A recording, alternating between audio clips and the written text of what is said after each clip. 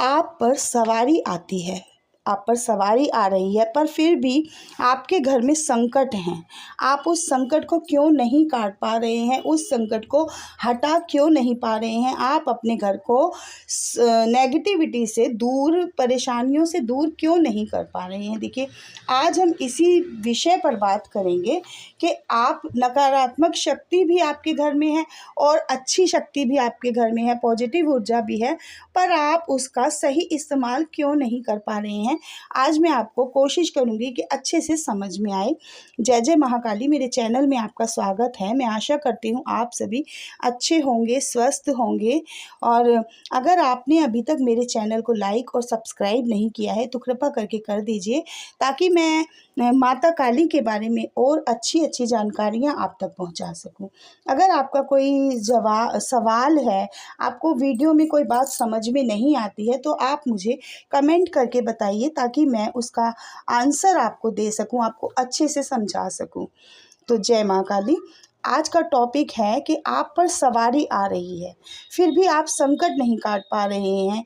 क्या आपकी सवारी आपसे प्रसन्न नहीं है, खुश नहीं है, या क्या ऐसे कारण होते हैं जिनसे हमारी सवारी हमारा अच्छे से पूछा नहीं देती है, हमारे कार्य नहीं करती है और हमारे जो परेशानियां होती हैं उन्हें भी ख़त्म नहीं करती हैं। देखिए, जब आप पर सवारी आती है तो वह आप पर खुश होकर आती है। जब हमारे ऊपर या आपके ऊपर सवारी आती है तो वह हमारे इष्ट देवता की कृपा से और उन्होंने भेजा होता है, प्रसन्न होकर वह हमसे खुश होकर आती है, प्रसन्न होकर आती है। सवारी के कुछ नियम होते हैं, अगर आप उन नियमों का पालन नहीं करते हैं तो वह आपके घर को, आपके शरीर को छोड़कर चली जाती है, क्योंकि वह आपसे खुश होकर आई थी। और खुश होकर क्यों आई थी? क्योंकि आप पूजा करते थे, पाठ करते थे, भोग लगाते थे और मंत्रों का जाप करते थे, तो वह आपसे अट्रैक्ट होकर, आपसे खुश होकर आई थी कि आप इसी तरह से अपने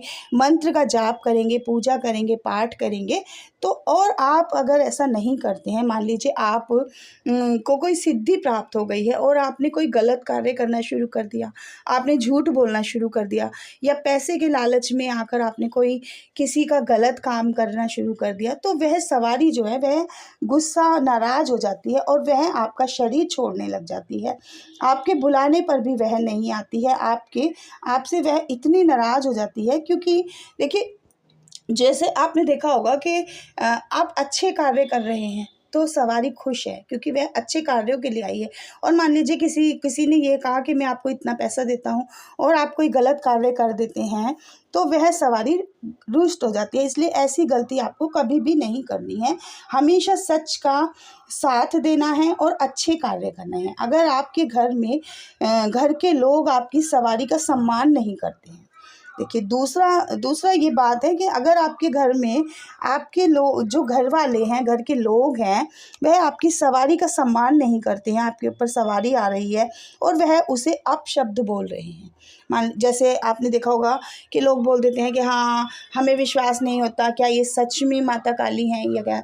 इस तरह के जो शब्द होते हैं वह सवारी को पसंद नहीं होते हैं, उसका जो आदर आप नहीं करते हैं वह, उससे भी वह नाराज़ हो जाती है और वह फिर वापस नहीं आती है, वह चली जाती है। आप कितना भी उसे बुलाओ, कितनी भी नाक रगड़ो, वह नहीं आएगी, क्योंकि आपके घर वालों ने, आपके परिवार वालों ने उसका सम्मान नहीं किया है। आप सवारी का या अपने इष्ट देव का भोग नहीं देते हैं। आप मान लीजिए आपके ऊपर सवारी आ रही है और आप उसका भोग प्रसाद नहीं देते हैं, कार्य आपने करा लिया है या आप उसका भोग प्रसाद नहीं देते हैं, अपने इष्ट देवता का भोग नहीं दे रहे हैं, प्रसाद नहीं दे रहे हैं, उनके दिन वाले, उनका प्रिय दिन आता है तब भी आप उनको भोग प्रसाद नहीं देते हैं, तब भी सवारी आपसे रुष्ट हो जाती है और वह चली जाती है। अगर आपका कोई प्रश्न है तो आप बताइए, मैं उसका आंसर दूंगी। और मेरे चैनल को लाइक और सब्सक्राइब ज़रूर कीजिए, ताकि मैं और अच्छी अच्छी जानकारियाँ आप तक पहुंचा सकूं।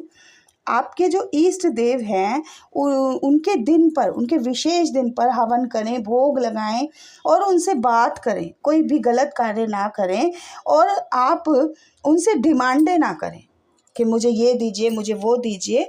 भगवान अपने आप आपको देते चले जाते हैं। जब आप सच्चे मन से पूजा करते हैं, भक्ति के मार्ग में चलते हैं, तो भगवान अपने आप ही आपको सब कुछ दे देते हैं। आपको ये ज़रूरी नहीं है कि आप मांगेंगे तभी आपको मिलेगा। रोज़ की पूजा के बाद आप माफ़ी ज़रूर मांगें। आप जब भी पूजा करते हैं, कान पकड़ के माफ़ी मांगिए। अपने आसन पर 3 बार नाक रगड़िए कि अगर जाने अनजाने में मुझसे कोई गलती हो गई है तो मुझे क्षमा दीजिए, मुझे माफ़ कीजिए। ठीक है, तो ये कार्य आपको ज़रूर करना है। आपको माफ़ी ज़रूर मांगनी है, कान पकड़ के माफ़ी मांगनी है, क्योंकि देखिए चलते फिरते, सोते बैठते हमसे कोई ना कोई गलत कार्य होते ही रहते हैं। इंसान गलतियों का पुतला है, वह गलतियां करता ही रहता है। तो आपको अपनी गलतियों की माफ़ी मांगनी है, भोग ज़रूर देना है, मंत्र का जाप करना है।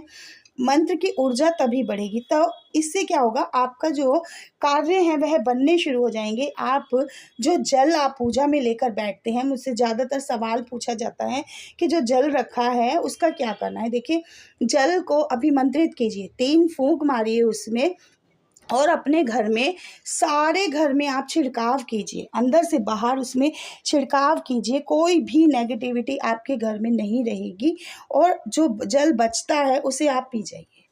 आप जो रोज़ पूजा में माता रानी के लिए जो जल रखते हैं, जो मैंने कहा है कि पानी ज़रूर पिलाना है, उस पानी को पिलाने के बाद में जब आपकी पूजा समाप्त हो जाती है, ख़त्म हो जाती है, तो आप एक पानी का जो पानी गिलास में रखा है आपने, वह पानी आप खुद पी लीजिए, ताकि जो ऊर्जा है वह आपके शरीर में बननी शुरू हो जाए। जो माँ की ऊर्जा है, जो भगवान का आशीर्वाद है, वह आपको प्राप्त हो। तो इसलिए अगर आपके घर में कोई नकारात्मक ऊर्जा है, वह आपको पूजा नहीं करने देती। देखिए, नकारात्मक ऊर्जा जो होती है वह पूजा नहीं करने देती है।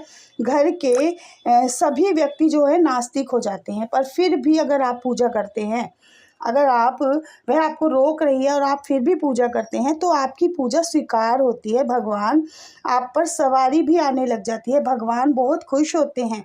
आपको अपनी सवारी का आदर करना चाहिए, तो वह आपके घर के संकट भी काटती है। जब आप उसका सम्मान करते हैं और पूजा करते रहते हैं, आप दुख हो सुख हो, आप नहीं डर रहे हैं, नहीं थक नहीं रहे हैं, चाहे नेगेटिविटी कितनी ही भारी, कितनी ही प्रबल है, लेकिन आपका समय है, आपका जो नियम है वह सही है, ठीक है, टूट नहीं रहा है, तो भगवान आपसे प्रसन्न होते हैं और नेगेटिविटी जो है कुछ ही समय में ख़त्म हो जाती है। जिसके लिए आपको नियम से जल छिड़कना है, पूजा करके उसको अभिमंत्रित करके, और 41 दिन तक कम से कम अपने घर में राई और लोहबान की धुनी ज़रूर लगाइए, ताकि वह जो नेगेटिविटी है वह चली गई है, वह वापस से ना आ पाए।